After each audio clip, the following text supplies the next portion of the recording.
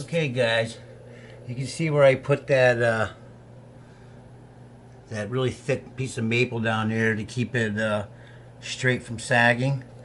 It's glued, it's screwed, and there's some brackets down there. I don't know if you can see them. Um,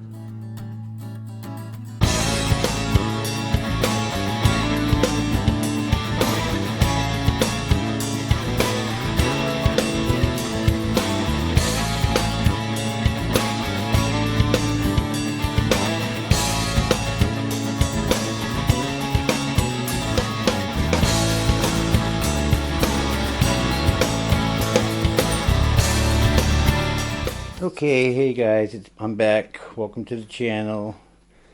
For those of you who don't know what's going on, this used to be a buffet. It was about another 11 or 12 inches taller than this. There was another drawer here at the bottom.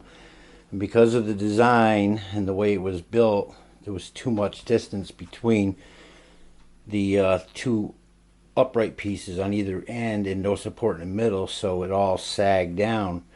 Now I thought by putting this board in here, the strength of the oak would have kept it straight. We tried steaming it, that didn't work, and unfortunately it didn't work with this board here either. So now what I'm going to do, this is a very hard, very hard piece of maple that was a 2x4 in the construction of this house. And as much as I would like to have it be upright this way to get the strength this way, I'm going to use it for the strength this way. And when I say there's no way that piece is going to be able to straighten this piece out even at this thickness, I'm telling you there's no way. The only concern I have is that it's not the full length from side to side.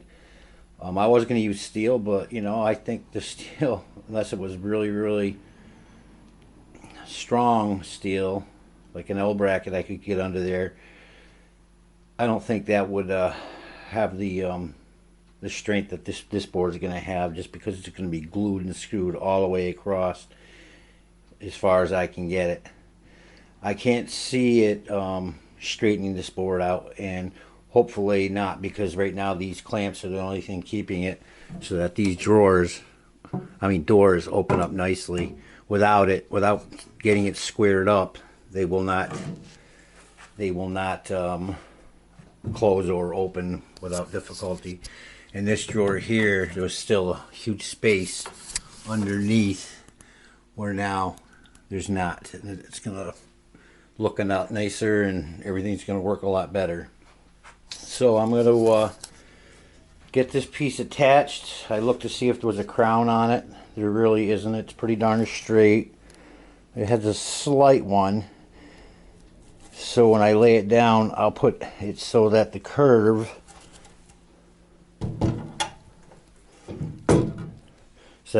goes this way, so that when it's glued and screwed to the bottom here, it'll actually be secured on both ends, and it's going to want to push down in the middle, and that little bit of a crown we have will just keep it a lot, it won't allow it to pull back down. So we're going to take care of that right now, and we'll get back to you a little later. Alright guys, I just want to quickly go over this with you. Now this is upside down, and what's happening, because there was no support here, it was bowing from here to here. This is all getting pushed down, so it was concave this way, and it was causing the doors to jam up and not shut very well. And also there was a space under here between the top of the drawer here and this drawer that you can't quite see right now. So what I did was, this piece, when we put this on, because this originally was a lot taller, I expected this to be strong enough to be able to keep that from pushing down, and keeping it straight, so that reveal, the curve wouldn't bend. Now I have this really thick piece of maple that was concave this way down. No, it was concaved this way, and I screwed it down and glued the whole surface to this surface, and basically without this and that other piece, this is what we are getting. Of course, this would be the upside down view, and of course when you take the clamps off, it's going to straighten back out. So my plan was, okay, it's concave, we glued and screwed it so that it's a little bit past level. Okay, and then once you take the clamps off, you know, you're not going to be able to bend it because of the support of this board here. So hopefully that works. I thought I would be able to do the complete finished product. I put this up here just to add weight on it while I was screwing it from the bottom. We have plenty of screws drilling it into it, and there was actually a space here and a space there. No, it was, well, yes, there was. Anyways, we screwed it in so that it was nice and flat, so that it'll act as a double protection on that.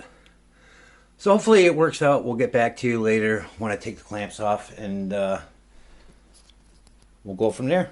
All right, guys, it definitely worked out putting that this support board on the bottom. Right here used to be a lot wider. This door only sticks a little bit. The drawer doesn't hit at all. This drawer slides nice. I still have to put a stop in the back for it. This door I think got mangled when the pressure was down, so I am going to have to take a little bit off that. But I'm going to adjust this door, finish sanding it, and we're going to get back to you. I got the other drawer for this part behind me. I was getting rid of the dark areas over here. I'm not going to fix this little piece over here, because if I do, it's not going to match up. I'm just going to attribute it to old age and character, and you know what? It's a nice enough piece where it's not going to matter. It'll stick out like a sore thumb if I try matching it up. I could stain it and everything, but you know, I might not even sell this. It might be something I might keep for myself. I really like the looks of it. But anyways, we'll get back to you when we're closer to being finished. All right, thanks, bye. Okay, guys, you can see where I put that that really thick piece of maple down there to keep it straight from sagging. It's glued, it's screwed, and there's some brackets down there. I don't know if you can see them. I used some rejuvenating oil instead of Tung's oil on this, and this is what she looks like, the repurposed buffet into an entertainment center. Let me just put you down for a second. This rejuvenating oil is basically brings out the grain in the wood. It puts moisture back into the wood. The Tung's oil tends lately, it seems like it's been too shiny for my liking. Look at that tiger wood grain. Look how beautiful that piece looks. Of course, my house is a mess. The rug's a mess. I gotta wash it with a rug washer. That's only acrylic paint drool. But let me just pour a little bit of this oil on. It's very thin, almost as thin as paint thinner. It's weight coat rejuvenating oil. I actually think it's the same brand name. Look how beautiful that grain is. And you can put it on with your hand, just like Tung's oil. I like to use a cloth. And it just gets absorbed into the wood.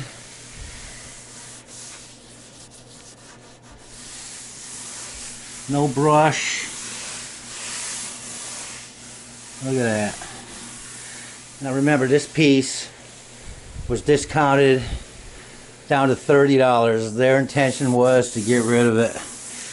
And I tell you, I came close to giving up on it. It was that bad off. But anyways, there she is.